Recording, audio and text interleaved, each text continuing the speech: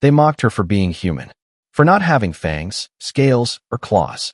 They called her soft, a Terran diplomat in a warrior empire. Then they mocked her in front of the Bloodline, the sons and daughters of the Warlord himself.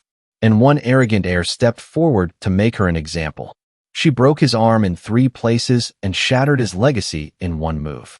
The galaxy never laughed at her again. Velker Dominion, Arena of Flame, Capital World, Dravik, 7. The Velker were the most feared warrior race in the galaxy. They bred champions in arenas, forged leaders in war, and despised weakness above all. And humans? To them, humans were laughable, a barely tolerated race of diplomats, traitors, and soft-fleshed idealists. So when Earth sent Ambassador Liana Reyes to negotiate an alliance, the Velker Council did not hide their disdain. "You are not what we expected," hissed one counselor. "I'm not here to meet expectations," she replied. "I'm here to protect my people." The challenge. Negotiations were held in the public arena, a tradition among Velker. Around her, thousands roared from stone bleachers. And beside her stood the heirs of Warlord Brocker, the legendary conqueror of 5 sectors. One of them, Karol, his youngest son, smirked and stepped forward. "Tell me, little Terran," he growled, "do you carry your species' courage in your mouth or in your bones?" The crowd laughed. She didn't. "Neither," she said calmly. "I carry it in restraint. Something you clearly lack."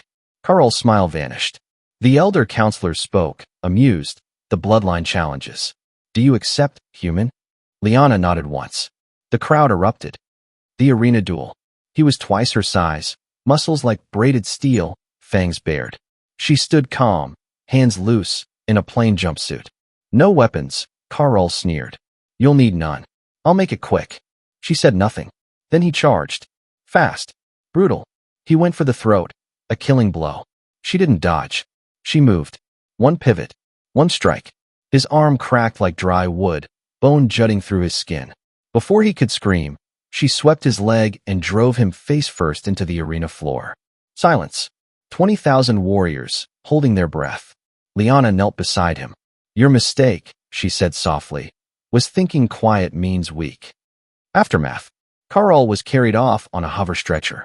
The warlord's expression remained unreadable until he finally stood. "Council," he growled, "I see no reason to delay." He turned to Liana and offered a warrior's nod. "Earth's ambassador has strength, not in muscle, but in will. She has my respect." She bowed. Not low, just enough. Enough to signal peace, not submission. What the galaxy learned. Later, every major network replayed the duel. Terran's strength wasn't in claws or teeth. It was in control, precision, purpose. While others postured, humans planned. While others raged, humans endured. She hadn't just won a duel. She had redefined what strength meant in the Velker Dominion. Velker training halls, weeks later. Younglings no longer mocked humans. They studied her moves. They painted murals of her final stance, calm, balanced, with her enemy unconscious beneath her. A new phrase entered the Velker tongue. To strike like Liana. It meant to end it before it even begins. Back on Earth, she received no medals. She didn't need any. But the message from the Warlord, engraved in obsidian, sat on her desk. "You broke my son's arm," and reminded him what real power is. "For that, I owe you a debt."